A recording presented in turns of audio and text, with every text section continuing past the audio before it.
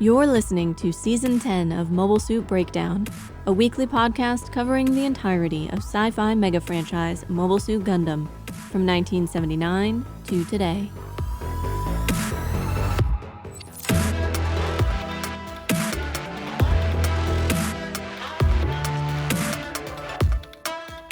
This is episode 10.41, The Bells of Zanek, and we're your hosts. I'm Tom, and you should treat me better to properly nurture my powers. And I'm Nina, new to Victory Gundam, and I'd been thinking of putting a bell on Tigress so that she can't sneak up on me, but the risk of giving her cyber new type powers is too great. No, wait, we should try that. I'd like to see what she would do as an enhanced cat. We would feel compelled to feed her. We would feel compelled to sit on the couch all the time. We would never work again, but she'd be very happy. Mobile Suit Breakdown is made possible by our dashing and debonair paying subscribers. Thank you all, and special thanks to our newest patron, CJB. You keep us Genki. This week we're covering Victory Episode 41, Chichi no Tsukuta Senjo, aka The Battlefield That Father Made. The episode was written by Sonoda Hideki, storyboarded by both Chief Director Tomino Yoshiyuki and Yamamoto Yusuke, the latter of whom also directed the episode. Shinbo Takuro and Itakuro Kazuhiro shared the role of animation director. Our talkback discussion about the episode ran especially long this week, and so we decided it would be better to move this week's research piece to next week. So, no research piece this week, just a super long and, in my opinion, pretty good talkback. But at first, the recap.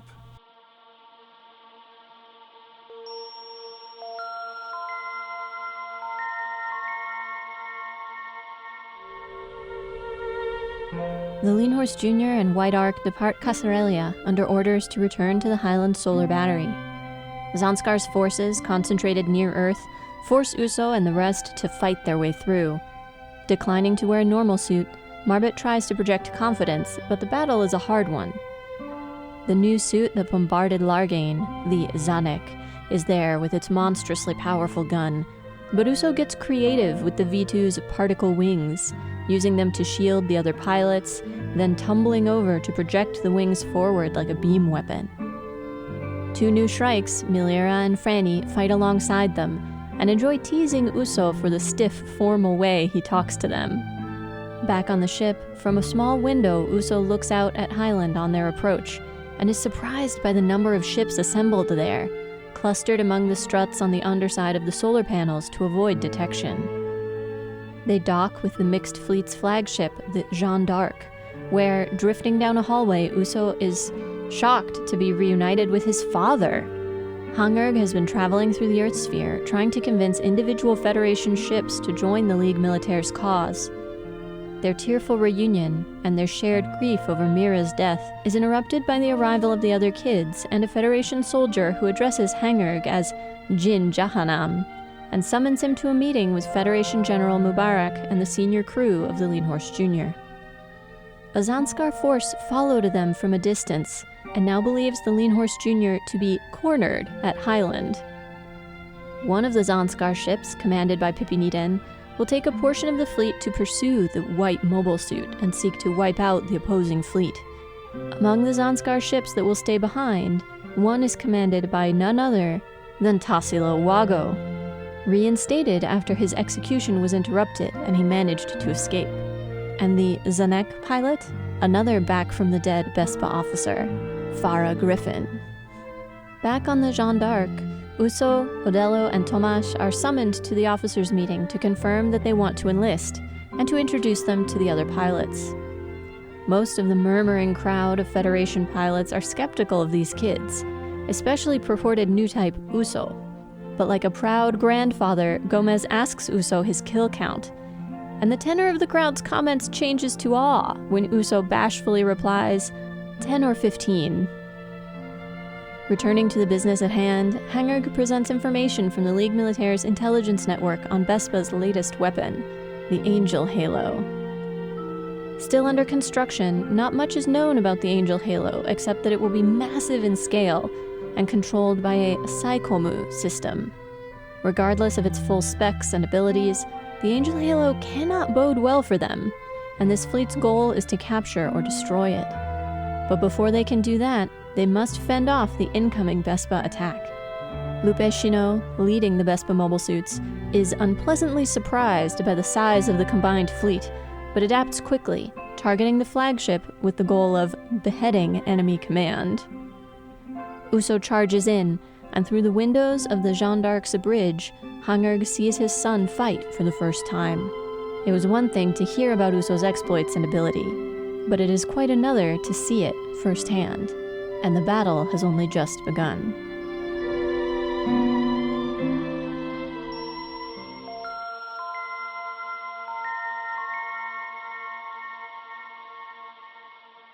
There was an awful lot of blushing in this episode. Did you notice? Yeah, that's themes. That's a big part of the episode. Everybody blushing all the time. But mostly Uso. Uso blushing more than anybody else. But also random soldiers and Shakti and possibly Uso's dad at some point. And they got that pink paint on discount. It was going to expire soon. They had to use it up. But I'm not kidding. I think the blushing is actually very important to understanding this episode. This episode that contains a lot to understand, a lot to discuss and unpack. I think this might be a long one. Dun, dun, dun. And let's start just with the title. As I said in the opening, this is The Battlefield That Father Made. And what a title. I think it invites us to ask, what would the world look like without Hangerg Ewin? Hangerg. Without Hangerg, what would the world look like? What would have happened if there was no Ligue Militaire? Based on what we've seen so far, some of the other sides might have put up a fight were they able, but for the most part, Zanskar seems in a position to pick off smaller communities, less militarily resourced communities. They don't seem to have had any trouble dealing with the Side 2 alliance, even with Ligue Militaire intervention. And that the Federation would have kind of just let them do it until perhaps they set any sort of designs on the moon. And even on the moon, Zanskar is exercising influence, They're working behind the scenes, undercover, hidden in the lunar valleys and with their secret police and stuff like that. As for Earth, there's every reason to believe they would have embarked on massacres, widespread executions. And massive destruction. I actually read that title and thought of this as perhaps the second half of a pair.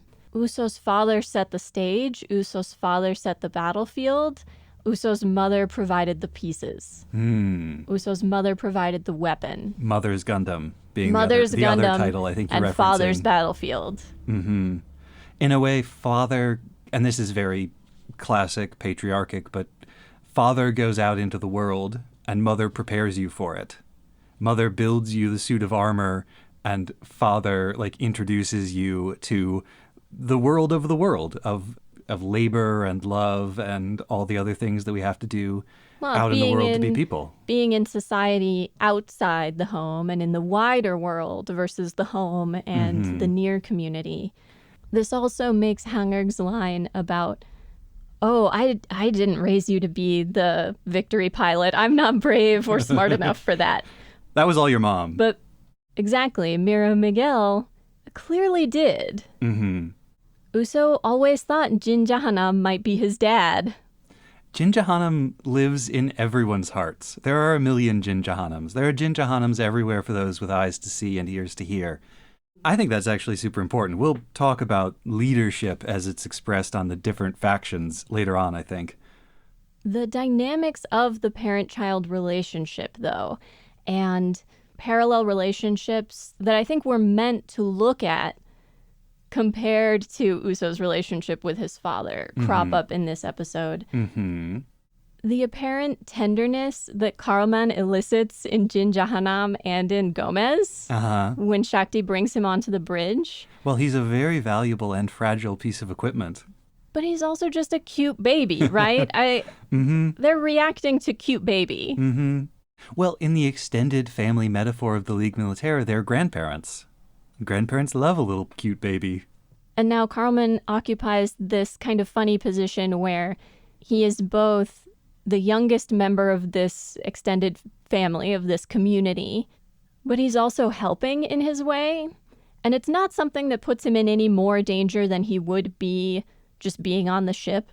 I guess there's slightly more chance that the bridge will be targeted than some other part, but it's also the most heavily defended part of the ship, so, 6 of one, half a dozen of the other. If the bridge gets hit, then the ship is probably dead anyway. You can argue about, like, the inherent danger of bringing Carlman into a war zone. Certainly, he's at more risk right now on the lean horse than he would be in Casarelia, but family has to stick together. That's one of the main messages of the show. Your family, however unconventional it may be, however improvised, family should stick together. And that's Uso and Shakti, but it's also Flanders and Haro and Odello and Tomash and Warren, Alicia, Martina, the whole gang. Like, what is Susie doing there? Marbet. Susie doesn't want to be apart from Odello and Warren. Mm-hmm. Marbet is part of the family. The old man Polycule is part of the family. Gomez is part of the family. Even fake Jin Jahanam. He's not really fake. Like, they're all real Jin Jahanams. Jin's Jahanam. He's real, too, in his own way. I thought there was a great moment where he's just like, he's talking to Hangerg. They're sort of in the background. We don't know what they're talking about. We hear like one little snippet of their conversation, but he seems so different in that moment, and he's being treated with respect. Like, he has a role in all of this. Yes, everyone ignores his commands in battle. Yes, he's a coward. Yes, he's like... a bit of a wimp. Yeah, like, there's a lot of negative things you can say about him, but he also, like... he, too, is a participant in all of this.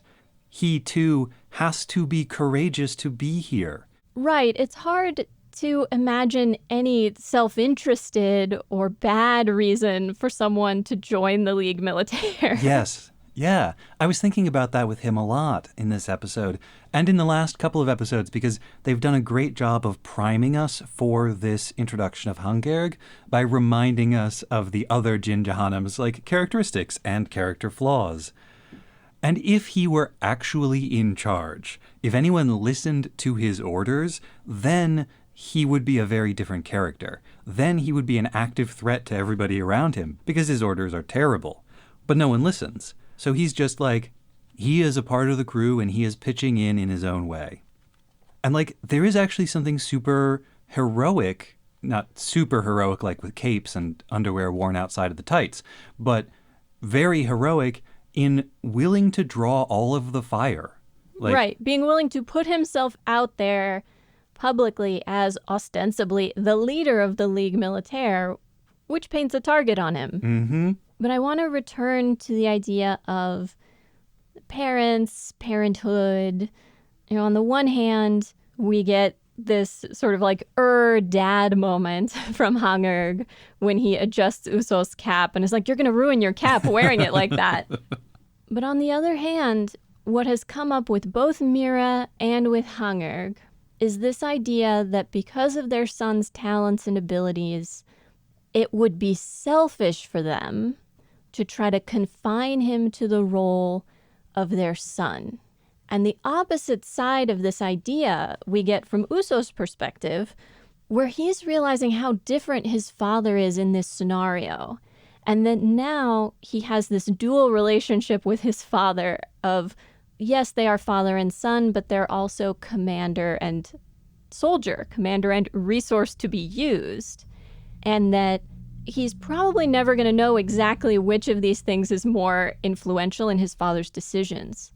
And that seems to bother Uso, but that's because he's young. For many of us, it's jarring when we realize that close family members, parents, siblings, grandparents, even aunts and uncles, have other roles and relationships, and that those can be very different from their role and relationship with us. That how they are with us is not the same person they are with their work colleagues or with old friends they went to school with or with their own siblings. People aren't just the role they play in our life. That's a realization you usually have as you become an adult. Mm-hmm. And for Uso, this interaction with his father, I think, is the first time he has ever interacted with his father and been treated like an adult. The cap bit notwithstanding, because you will always be your parent's child no matter how old you get. But in this conversation, Hangirg treats him like an adult, talks to him like you would talk to another adult. Which on the one hand is sad in a way, because I think Uso wants to be parented a bit.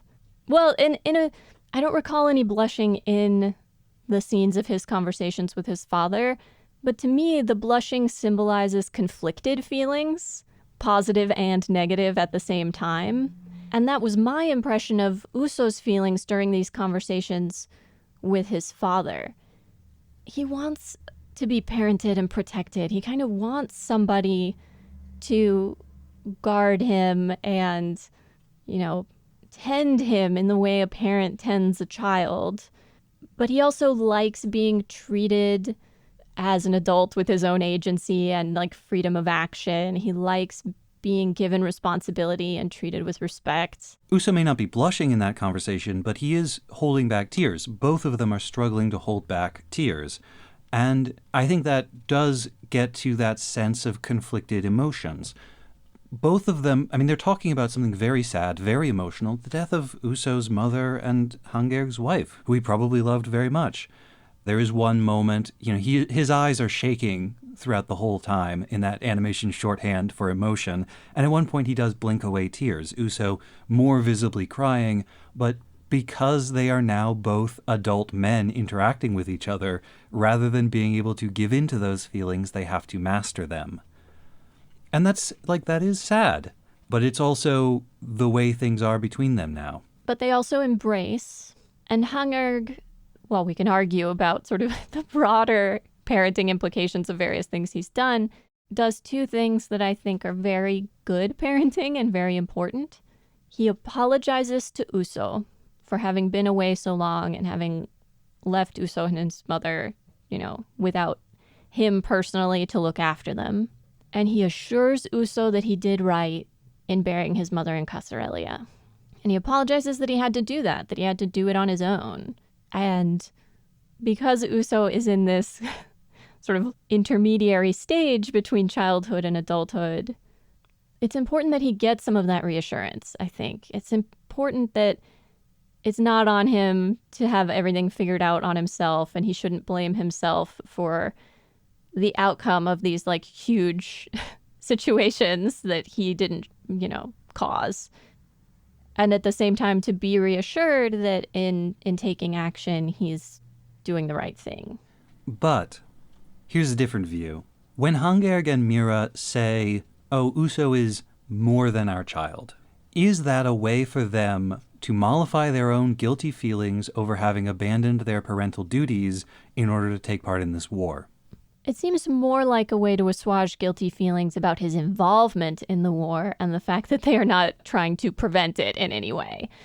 A rational person could say, well, war is coming and it's going to affect everyone, even us here, and we actually stand a better chance of protecting our son by getting involved in the broader conflict than by just staying the two of us here in Casarelia with our son. But the thing is that if they were fully focused on Uso and his well-being, they probably would have behaved very differently. Maybe Casarelia would be in danger, but they could have picked him up and fled somewhere else. They've got the resources, evidently. Hangirg was able to put together the Ligue Militaire. He was able to assemble a huge fleet. He has contacts in the Federation and in the PCST. They could have gone to the moon. Mira was able to get there. If this was purely about taking care of Uso, their child, they would not have gone off and formed the Ligue Militaire and built the Gundam. These other things were more important to them. Counterpoint, if they had brought him along with them, one or the other, sooner, he would have gotten involved in the fighting that much sooner. Well, no, I'm imagining a hypothetical where they don't go off and form the Ligue Militaire. Oh, where they just go into hiding? Yes, where instead of devoting themselves to the world, the cause of the world and freedom and the opposition of Zanskar, they had instead devoted themselves fully to being Uso's parents, fully to protecting him specifically and let the world burn. So only people who are entirely unencumbered should get involved in war? I'm not saying that. Because that's not very many people. Well, Hongerg could have gone to start the League Militaire, and Mira could have fled with Uso. Like, there are other permutations of this question, but I think we have to acknowledge that both of them saw a cause that they thought was more important than their family and devoted themselves to it. I'm reminded of... Personal is not the same as important. There is that. I'm reminded of the life story of the early anarchist leader Mikhail Bakunin, who, while he was in exile in Siberia, wound up getting married to a local girl. And then a couple of years later, the opportunity to escape his exile appeared before him. And he didn't take his wife with him. He just left. He just fled. He fled exile and went back to fighting for the international anarchist revolution. They did eventually reunite, but for him, and for Hongerg, and for Mira, the cause ended up being more important than the family. Do you think that's always wrong? No, not at all. Okay, because your tone made it sound rather critical, and I'm like, okay, I admit that it's sad that it wound up this way, but also I'm not certain they're wrong. I don't think they are wrong. I think they looked at the situation and they made a choice about the kind of world they wanted their child to grow up in. And I think they looked at all of the other children they would never meet, and they said, this is a sacrifice we're willing to make.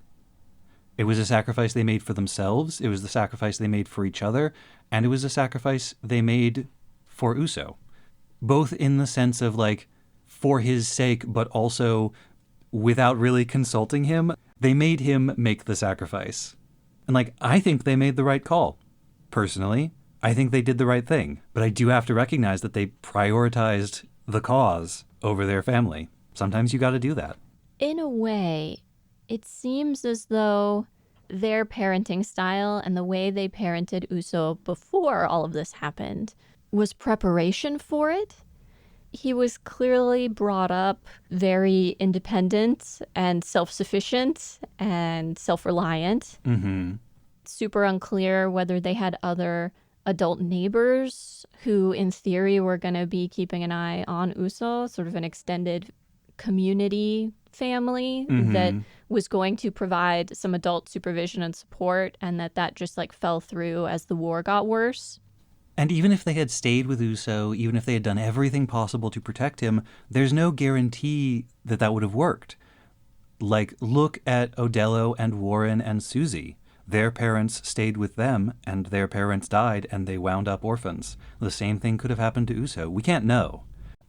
Yet at the same time, even though Uso may wish that he hadn't had to go through these things without his parents, he doesn't seem to regret having had to become a soldier, per se. No, I mean, in this episode, he willingly enlists formally. He is eager to be a soldier now. It's more that Soldier-pilled. The difficult emotions arising out of everything that's happened might have been easier to deal with the comfort of a or both parents there to provide some support to him. And it's not as though he has no criticisms of his father. You should have been there, you always act too late, etc. But I don't think he really blames his father, not when he thinks about it rationally. He also has a lot of other supportive relationships in his life. Dude's got like 10 dads at this point.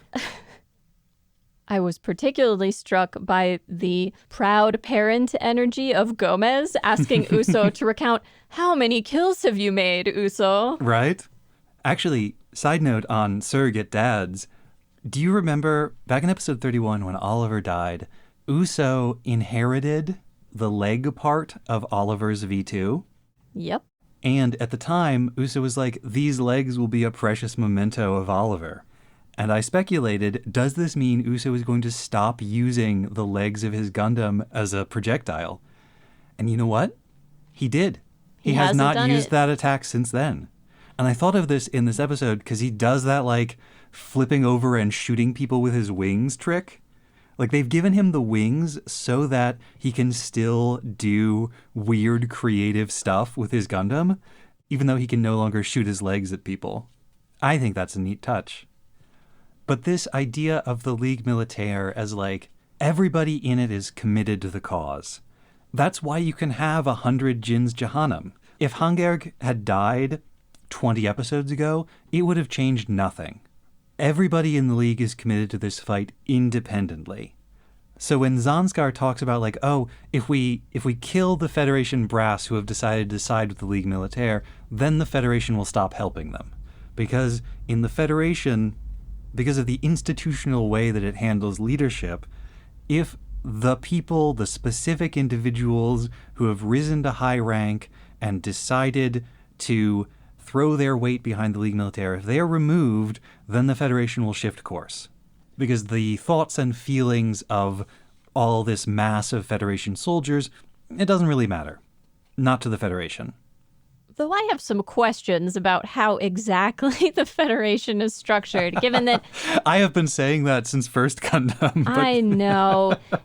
It's a question that never goes away. But the fact that Hangerg can go out and basically, like, poach Federation units, and that they feel that they can operate independently. Maybe they're not supposed to, but clearly none of them are coming at this like, oh, we're going to be drummed out of the service or we're going to be executed for doing this. They might get a stern talking to or a slap on the wrist, or maybe nothing. Maybe nothing will happen to them. I feel like this goes all the way back to the Titans. This is a precedent that was established for the Federation in, like, UC-85. A unit within the Federation goes rogue, basically declares war on the Federation itself, tries to take over, and the Federation as a whole doesn't really do anything to them until they have already been defeated. So that's just permission for any Federation unit that thinks it can get away with acting independently. Then you get to Char's counterattack, and the whole Federation strategy for dealing with Char is just, hey, let's create an independent unit and, I don't know, let them do whatever they want. Preserve plausible deniability, more or less accept whatever transfer of power comes out of that, and keep trucking. You see that again when Haman arrives in Double Zeta and, like, almost takes over the Earth sphere because the Federation's whole MO is survive by siding with whoever wins the internal power struggle. And they are still here. It's worked for them in that regard. Over on Zanskar, the leadership situation is very different. Ooh. Love the Zanskar stuff in this episode. So good. Love when people scheme. More scheming, please. Love when the baddies are constantly infighting. Right? You get Pippiniden. Who does a literal rip to you, but I'm built different. I'm only in it for myself. I'm literally only doing this for my own personal glory. That makes me different and better. Right. I'm not some puppet of the government. Then Tassilo, saved from the guillotine, recruited into the Kagati faction, although actively plotting against him, having linked up with Farah, also saved from execution somehow, and more deranged than ever. The timeline on that makes no sense, right? Don't worry about it. Victory makes a lot more sense if you just insert a bunch of additional weeks here and there. Except in the Farah case, you actually need to crunch the timeline smaller, because she only had 3 days worth of food and water unless she happened to bump into more food and water while drifting through space. Somebody had to pick her up within 3 or 4 days. Well, so Tassilo is about to be executed. He gets saved by the intervention of the Ligue Militaire, manages to escape the guillotine. Next time we see him in this episode, he has been restored to his rank, given a new ship, under the thumb of Kagati, presumably on a kind of like, I will spare you from execution if you work for me kind of right. deal. I can have you executed anytime I like. But maybe that was always the strategy. Maybe they were always going to pardon him at the last second. Like, get his neck in there, make him really sweat, and then be like, I, Fons Kagati, have decided to spare you. Ay. Possibly. And what if they did that to Farah, too? What if they shot her out into space, but there was a Sinope ready to pick her up? Though it also seems like she's gone a bit off, Maybe a little bit of the oxygen deprivation? Let's come back to that. With both her and Tassilo Wago, I thought of no idea if this is a real thing or entirely apocryphal or from what eras or places. But I have this idea in my head from, I'm sure, some story or other that people condemned to death whose executions go awry in a way that means that they don't die are then freed from that sentence. For example, if you were sentenced to be hanged and then the rope breaks, so your neck doesn't break, you don't strangle, you're just standing on the ground, fine. That it was almost as if, divine providence has saved you, therefore we can't try to execute you again. I guess you're free to go. Seems plausible. Could have happened. However, in the context of this episode, we only see this with Farah because Wago is not out and about in the same way. But they're sort of treated like ghosts, treated as though they are already dead. A demon. That Zanskar soldier crosses himself after she flies by. We'll get into Farah and the bells and all of that in my research piece. Hey. But she doesn't just have the bells on her head. She also has them at her waist and on her feet. Again, I'll get at why in the research. Ooh. The why is obviously because it links with the Psychomu system in her Zanak, and the bells resonate with the psychic frequencies, allowing her to perceive enemy movements. Before the episode brings up the term Psychomu, which, interesting that they brought that one back from previous Gundams.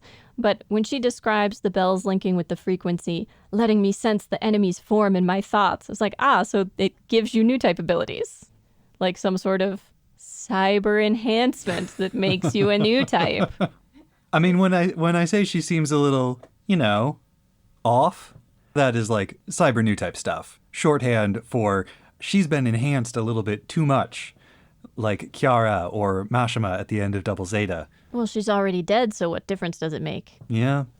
I will say, when we first see inside the cockpit of the Zanek and see her, I thought she was a Farah type. I was like, oh, it's a new Haman type. Did not realize it was just Farah. Yeah. You noticed when she's in the cockpit, even in the cockpit, she is in-wheeled. They do the 360-degree monitor, so she's floating in space, but around her, there's a ring, like a wheel. Mm-hmm. Have you noticed on Zanskar that every, faction in this little conflict is a man who leads and plans and a woman who acts as his weapon? Kagati with Maria, Tassilo with Farah, Pipiniden with Lupe, Duker with Renda, Chronicle with Katajina. That is so consistent it cannot possibly be a coincidence. I hadn't noticed, but how interesting. Mm-hmm. I had noticed that Lupe Fiasco survives to Fiasco another day. And it's going to be so sad when she inevitably dies. I guess occasionally villains do survive. She could Iliapazam her way out of it. And in keeping with your previous observations, brings up, again, beheading, where it's probably not meant to be taken literally, but she tells some of her wingmen and the other pilots, bring back their heads and I'll see you get promoted. Well, the whole operation is a decapitation strike. Kill the brass. Eliminate the head of the serpent. Now, further contrast between the Ligue Militaire and Zanskar. I love the moment where Wago is telling Farah not to talk about the Halo because it's super secret. And yet, Pipiniden knows about it and is already preparing a plan to take it for himself. The Ligue Militaire already know about it. Not everything, obviously, but they know it's some kind of Psychomu weapon. Mm-hmm. The Ligue Militaire uses Highland quite cleverly to both hide the size of the force that they've amassed, and then later to basically make the enemy fight with light in their eyes. Mm-hmm. Love to see clever strategies. And a couple of other moments crop up that seem like either callbacks to First Gundam or possibly just Easter eggs for the old heads who were fans. The return of the heat rod, for instance. The fact that I think it's General Mubarak looks exactly like General Rebel. And sounds like him and acts like him. Yeah. I assume Mubarak comes from Hosni Mubarak, who was president of Egypt at the time and also was a general, and was at the time very well respected. That's the most likely, certainly, although a brief search turned up that Mubarak is an extremely common given name and surname throughout the Arab-speaking or Arabic world. Sure. And so, that could have referred to any number of famous people, but it's probably that. Well, specifically part of the reason I think it's Hosni Mubarak is that he was like the first Middle Eastern leader to join the U.S.-led Gulf War. And here, General Mubarak is the first Federation leader to join the League militaire effort. The flagship is the Jeanne d'Arc. I want to make a Clone High reference, but very few people would get it. Or we could simply encourage everyone to go watch Clone High. Go watch it now. Go watch Clone High. When you get to the episode I'm thinking of, you'll know. Jeanne d'Arc, the French for Joan of Arc, who, among other things, is famous for spurring the French to action to resist the English incursions into France. Hey, why aren't you fighting? Hey, God told me you should fight. Hey, you should fight more. It's time to fight. The fighting time is upon us, my liege. And being just super annoying to everybody until they agreed to put their differences aside and actually go engage the invaders. In the context of Gundam, that role as kind of a spur or a goad. A gadfly, if you will, a gabfly. And of leading forces in defense of an invasion are probably the most significant connections there. Mm-hmm. Did also die tragically. Might be signaling something like that for these Federation soldiers. Oh, shoot. I just remembered a point that I forgot to make earlier when we were talking about the new typism. Hangerg talks with General Mubarak a little bit about Uso once they see him in action, once they see him in combat, because they've both been hearing about this, but Hangerg in particular seems shocked. Like he hadn't quite believed everything he was hearing, and now it's, if possible, even more impressive than the idea he had in his head. And he's dealing with the shock of that and reminding himself that he cannot keep Uso his little boy and protected son anymore. But Mubarak counters, be kinder to him. Mm-hmm. Like Nurture him. In this scenario, you need to be even kinder, even more tender, even more caring to your son. And this is for selfish reasons. He says this will bring out more of Uso's ability, more of Uso's power. But for the older man to say, because of all of that, because of Uso's abilities, because of the pressure he's under and the situations this puts him in, you have to be even kinder to him. Mm-hmm. In a way, the grandfather talking to the father, sharing the wisdom of his experience. I'm glad you brought that up, because my sort of overall thesis of this episode has a lot to do with this line where Mubarak says, if he can do that at 13, then he must be a new type.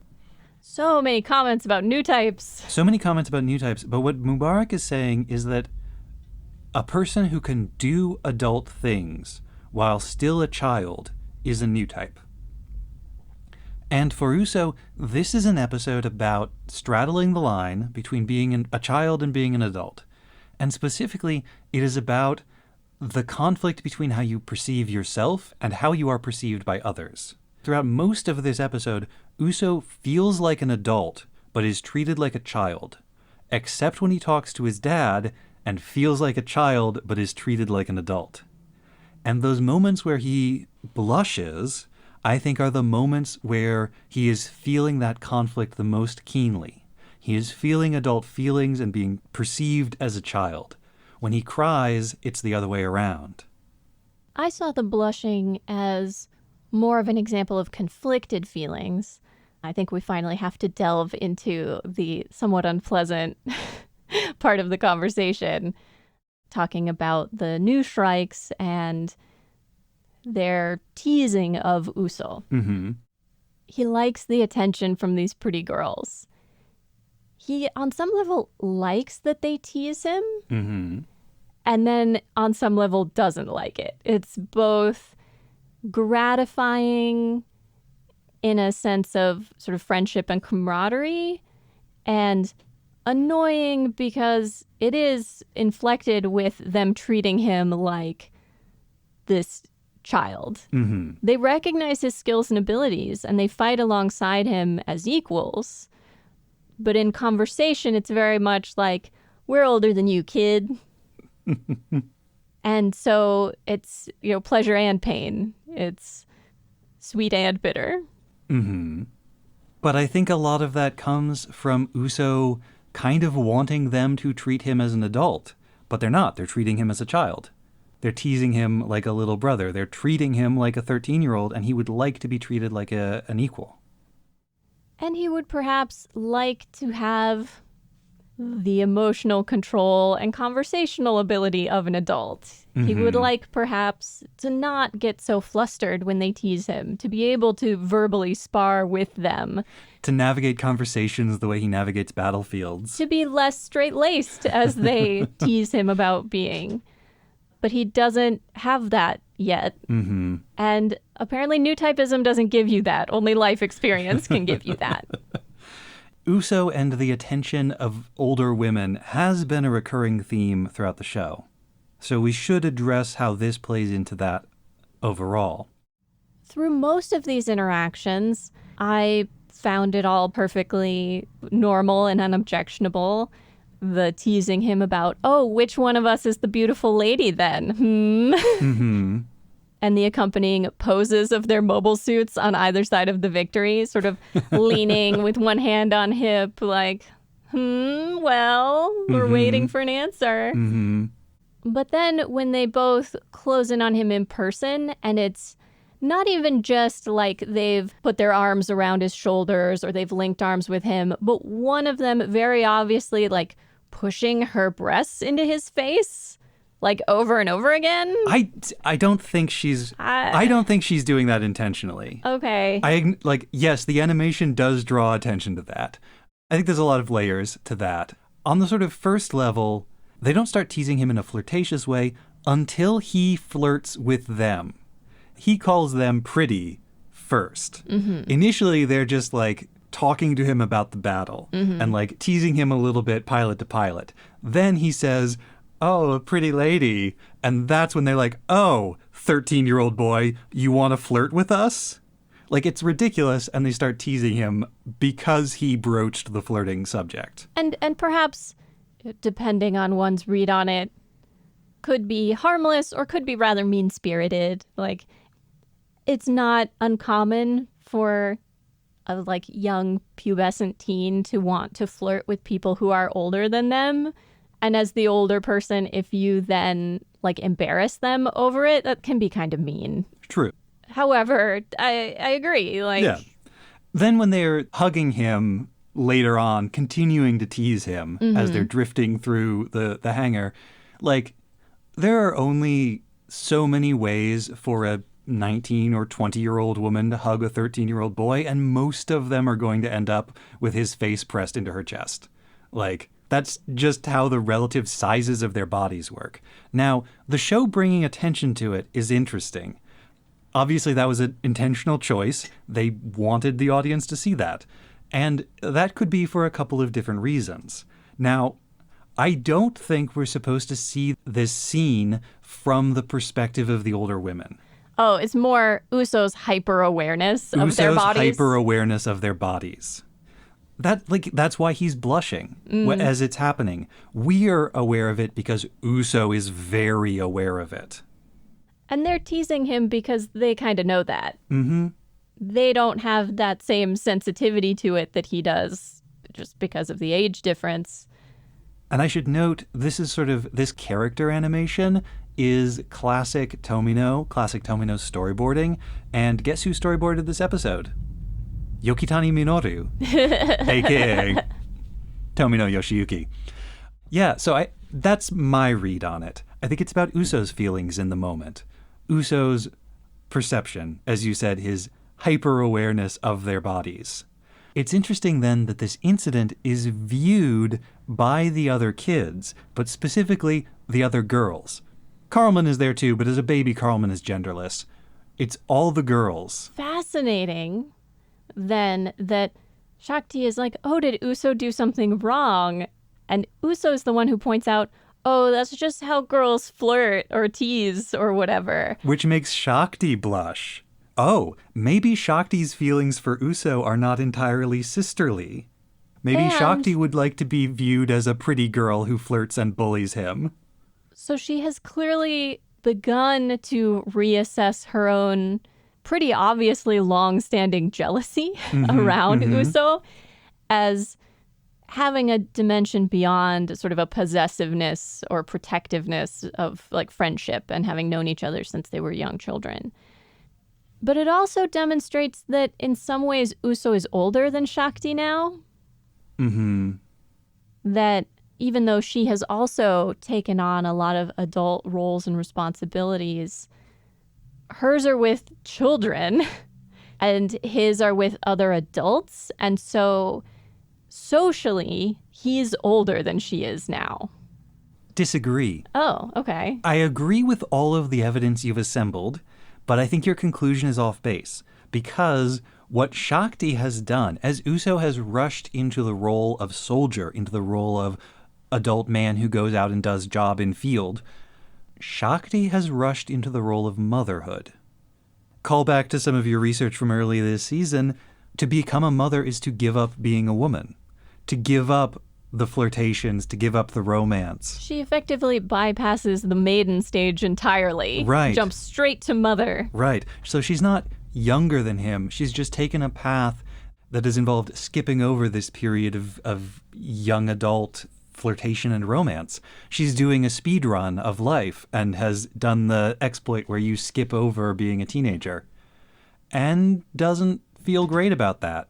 Seeing Uso getting to be a teenager in these small ways makes her jealous. Susie and Odello's big hug immediately after Shakti has expressed some of this jealousy is meant in contrast. Yes, you know, absolutely. Shakti thought she had a relationship with Uso that is like Susie and Odello, kind of. Like a brother-sister, close friendship. And is beginning to realize that, no, that's not what they have. Or at least it's not what she wants. You did bring up Carlman, and Carlman may be genderless, but Carlman is very sensitive to new type energies. So when he starts laughing, is he laughing about Uso's feelings or Shakti's? Or both. He finds the whole thing hilarious. Carlman, wise beyond his years, thinking to himself, oh, those crazy kids with their feelings for each other. Yeah. This probably would have been better ages ago, but the other complicating element of Uso's interaction with these new Shrikes is that he is a more experienced pilot than they are. He has more combat experience than they do, quite possibly. He certainly has more combat experience in space. Franny admits this is her first time to space. We're going to talk about that. I have theories. I have screeds. I have 3 pages of notes on that line. Oh, no. Sorry, everyone. All of this links up with the idea of different people having different roles, and that usually one's relationship with another person, the roles are very clear, but then sometimes you get to know them in other contexts and the roles are different. Hey, we were just talking about that with Hangerg. Exactly. On the battlefield, Uso is the better pilot in the better mobile suit with possibly significantly more experience. He's more like a leader among equals, first among equals kind of situation. Out of the mobile suits, he is a 13-year-old boy who doesn't know how to talk to older women. And I think this is important for the Ligue Militaire, like conceptually as an organization, that in the Ligue Militaire, being a great pilot doesn't make you an authority on anything except piloting. When Oliver dies and somebody needs to become the new leader of the Shrike team, there's like general consent among the pilots that it should be Marbet, because Marbet's a good leader. She's not the best pilot, but she has their trust and confidence. And we see in this episode, she's willing to put herself in danger, like not wearing a pilot suit, not wearing a normal suit, so that she can give the other people on the bridge more confidence. She's willing to make the sacrifices a leader needs to make. And perhaps is simply a wife inheriting her husband's business. This idea that they would have been in close communication with each other. She would have known a lot about his thoughts and thought processes as he planned things for the team, as he worked with all of these other pilots. And that in the emptiness left by his loss, taking up that mantle could help her keep fighting, could help her keep living. Your main point about it being by consensus holds. I just think there are other reasons why that contribute to that decision beyond her abilities as a leader, per se. Well, yeah. But it's true. It's entirely a sort of mutual decision amongst a whole bunch of people. And so, like, nobody needs to give Uso a high rank for people to listen to him on the battlefield. And the fact that he's a good pilot doesn't mean they're going to give him any more respect than is otherwise due when they're off the battlefield. And I think that's great. I think that's beautiful. It's very different from Zanskar. It's very different from the Federation. Well, Zanskar, how many times has it come up now that people think Chronicle has his current position just because he's Maria's brother, that there's no other compelling reason to give him that much power and responsibility. And whether that's true or not, it's believable to everybody who meets him. And the same for Katagina, that Katagina is put in charge of mobile suit units, not because she's such a great pilot or such a good commander, but because she's Chronicle's woman. But the real issue with these two new Shrikes is that line from Franny where she says, "I've never been in space before."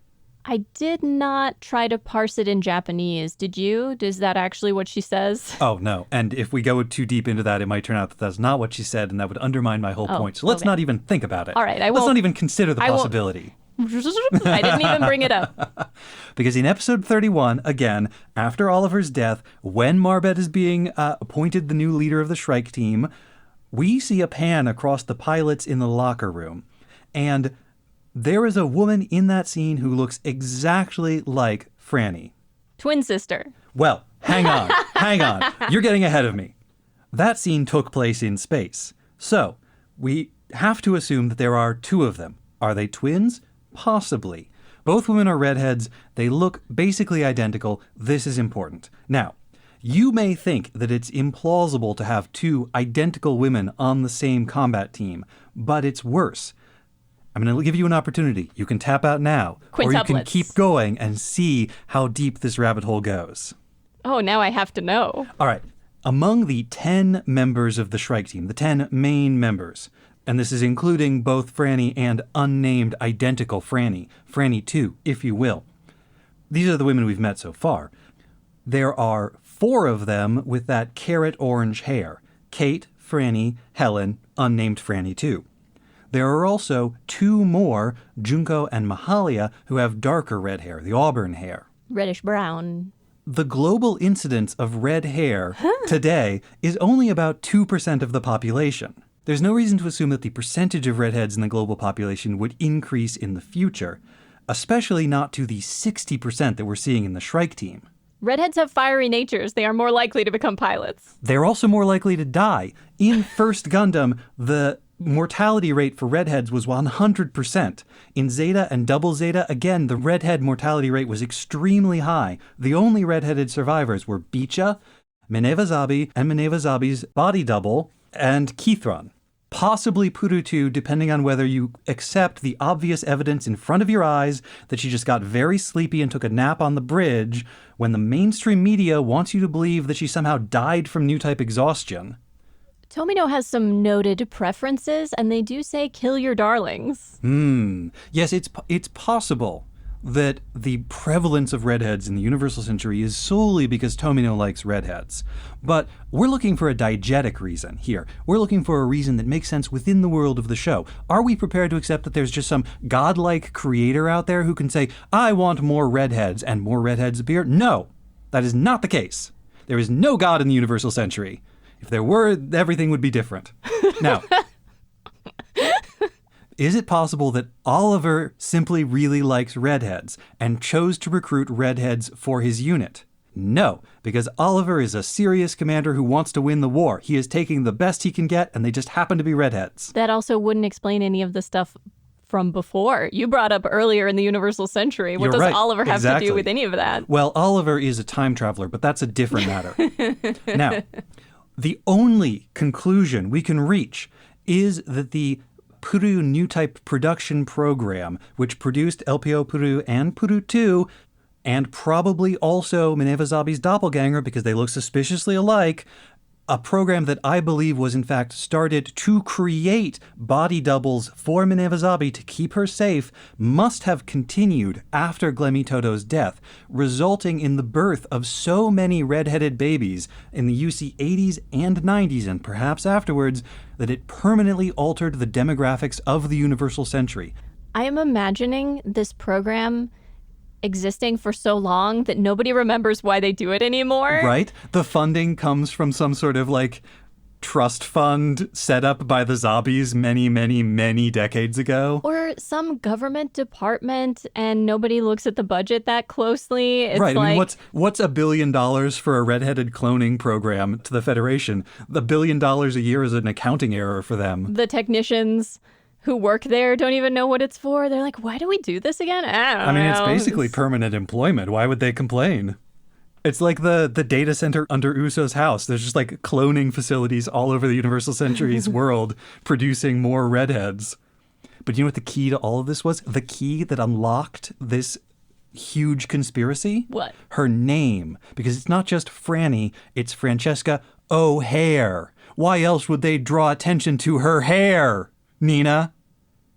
Francesca of the Hair. That's not how they spell that name, but okay. All I'm saying is the reason these two women are identical is because they're both third or fourth generation Purus. Or Minevas. Body doubles. Every Puru is a body double in waiting.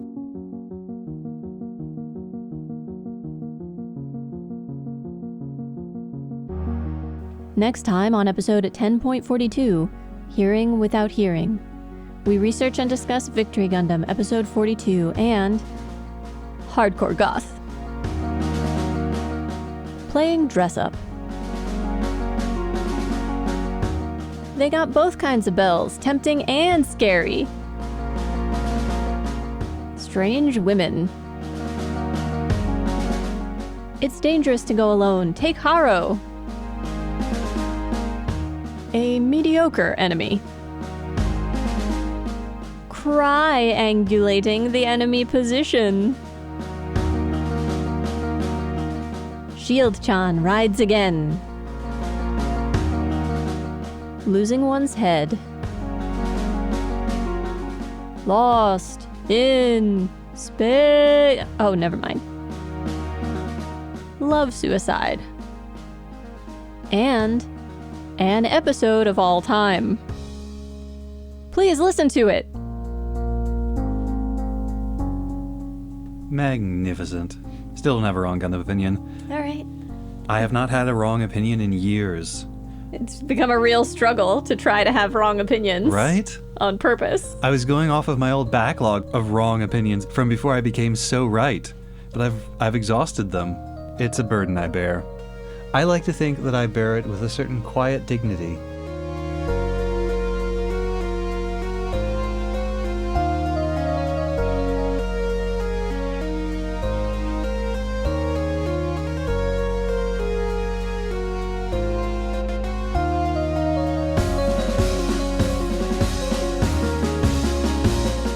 Mobile Suit Breakdown is written, recorded, and produced by us, Tom and Nina, in scenic New York City, within the ancestral and unceded land of the Lenape people, and made possible by listeners like you.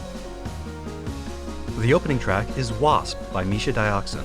The closing music is Long Way Home by Spinning Ratio. The recap music is Slow by Lloyd Rogers. You can find links to the sources for our research, the music used in the episode, additional information about the Lenape people, and more in the show notes on our website, GundamPodcast.com. If you'd like to get in touch with us, you can email hosts@GundamPodcast.com or look for links to our social media accounts on our website. And if you would like to support the show, please share us with your friends, leave a nice review wherever you listen to podcasts, or support us financially at GundamPodcast.com/Patreon. You can find links and more ways to help out at GundamPodcast.com/support. Thank you for listening.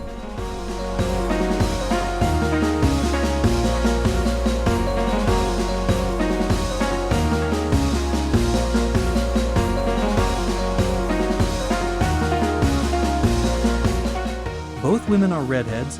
They look basically important. Sorry.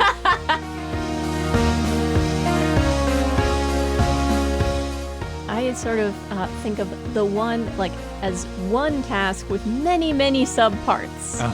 Whereas you're like, no, there's finding the things, buying the things, packing the things, paying for the shipping, and putting it in the mail. Each of these is a discrete task.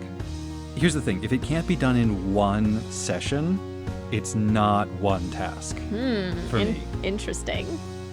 Brains are weird. Are we ready? And we are always learning more about our own. Yes, I'm ready. All right. And this is episode 10.41. Listen, I didn't choose to be born with a body. You would have preferred some sort of robotic vessel? Ever since I became aware of the weakness of my flesh, it disgusted me. I craved the certainty of steel, etc., etc.